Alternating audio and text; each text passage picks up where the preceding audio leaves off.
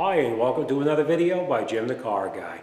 Today, as you can see behind me, we have a Dodge. It's a Caravan 2005. We're going to be doing just some basic maintenance on the vehicle today. We're going to be changing the rear shock absorbers. On this particular truck, it's a fairly easy job. If you just follow my advice, you'll have no problem. You should be able to knock it out fairly quickly. All right, I just want to point out that I'm going to show you now, but I do have the lift set so that it holds the rear suspension up. If you're doing the job, you're going to need to support the rear suspension. If you jack the vehicle up to go under it, you're going to need to lift up the rear suspension in order to put the bolts back through. I'm not going to have to do it because just the way I set the lift here, I don't know if you can see it underneath here, I'll bring it and show you.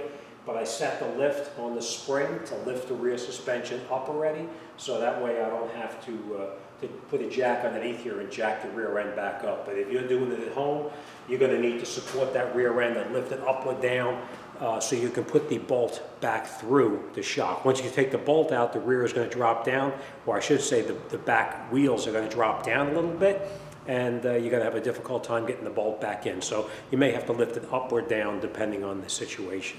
So let me show you exactly how we're going to do it. We're going to get started.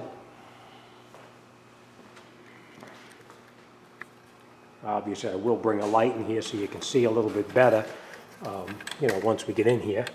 But this is the one bolt up underneath here we're going to take out.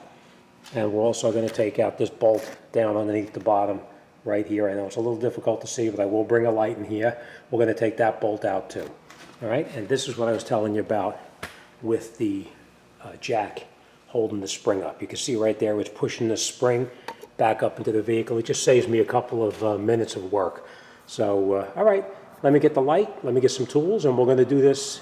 The other side I did with an air gun. This one I'm going to do with a by hand. And the reason I'm going to do it by hand is because at home I know most of you guys don't have an air gun to do it, so I am going to do it with an 18 millimeter socket, an extension, 18 millimeter wrench, and either a half-inch drive ratchet or a half-inch drive breaker bar, depending on how tight these bolts are. All right, let me get in there, and enough talking, and let's get this job done.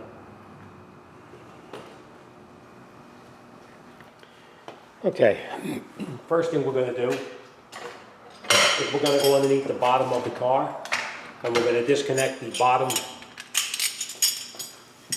bottom bolt right here. Now remember, it's always easier to unscrew the nut than to try to unscrew the bolt in the back over here. So always take it off on this side here first.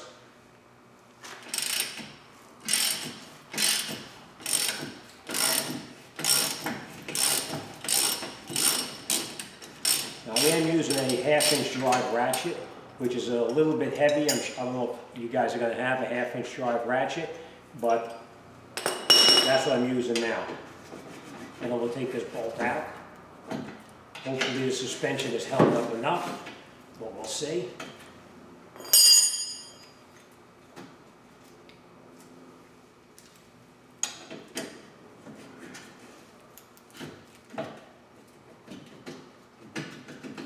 A little bit rusty, but it comes out. All right.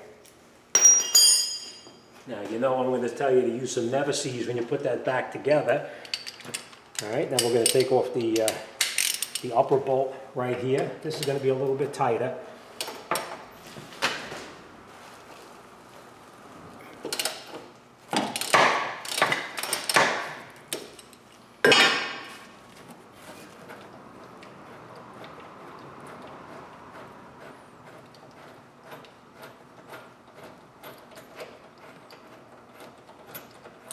Now obviously if you have air, you can use an air gun if you have it, but I figured most of you guys don't have it at home.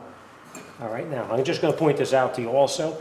Make sure you put the right bolt back into the right spot. This was the upper bolt. We're going to never seize them. We're going to get rid of this, of course. Let me grab the new one.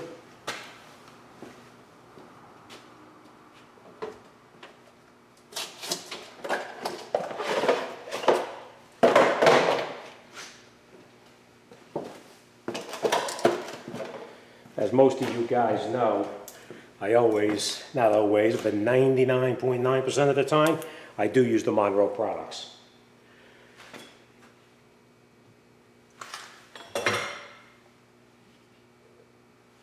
We're going to use a little bit of Never Seas on the threads here, so we won't have to worry about this ever giving us a problem in the future. Same thing on the lower bolt. You can see that's extremely rusty. So we're just going to put a good amount on here. Make it a little bit easier screwing it back together. All right, then we're going to put the top back together. Now, remember how you took it out? This part goes to the top. It'll go in this way here, but you're going to have a problem then. See? Make sure you put it in the correct way.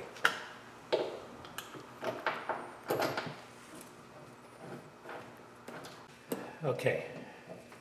Once you got the top bolt caught, then you're going to come down to the bottom and you're going to catch your bottom bolt. All right, so just leave it loose. What you're going to do then is you take your shock and you put it back into where it belongs. And then you put your lower bolt in. Screw your nut on. Now remember what we talked about. It's easier to tighten the bolt than it is to try to tighten, it's easier to tighten the nut than it is to tighten the bolt. All right. Nice and tight.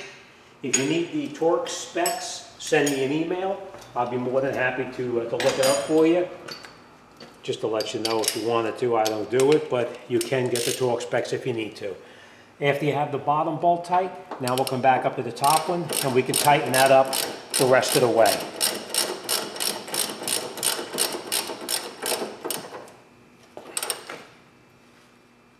All right, nice and tight. Now, I am using a half-inch drive ratchet. If you don't have a half-inch drive ratchet, just make sure you have a ratchet with that's fairly long for enough leverage. All right, that's it. If you have any questions, send me an email. I'd be more than happy to talk to anybody about anything. As always, thanks for watching. See you on the next one.